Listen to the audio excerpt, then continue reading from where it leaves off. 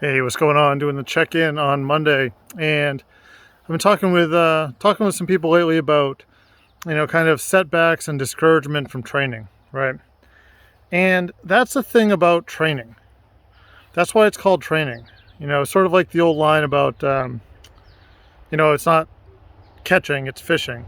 So with training, training means learning. Training means making adjustments. Training means having periods of discouragement. And I assure you, like, I know all about being discouraged from training. I know all about struggling with things, plateauing, having injuries, stuff like that. And I'm not saying that you should be injured. I'm not saying you should be struggling all the time. Don't get me wrong. But it is part of the game.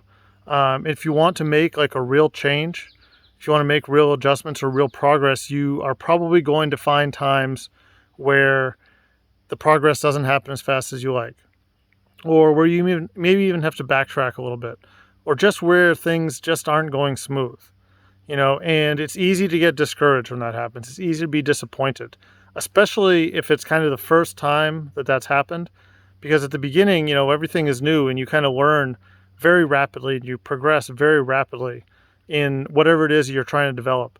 And it's easy to think that it's always going to be that way.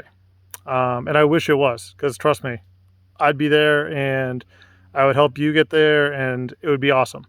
But a lot of times where you really start to learn is when you start to struggle and when you start to have that disappointment and that discouragement.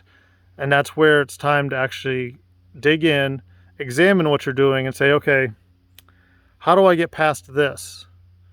Because it's not flowing easily anymore. So how do I get past this? And sometimes the answer is just keep on keeping on. But a lot of times the answer is making some sort of a strategic change or making some sort of adjustment. And that's what you're going to end up doing. But always remember that discouragement and disappointment is an element of the game. It's part of the game. It's not the whole game. If that's all you're experiencing, then that's not good. But it is a part of the game to be discouraged.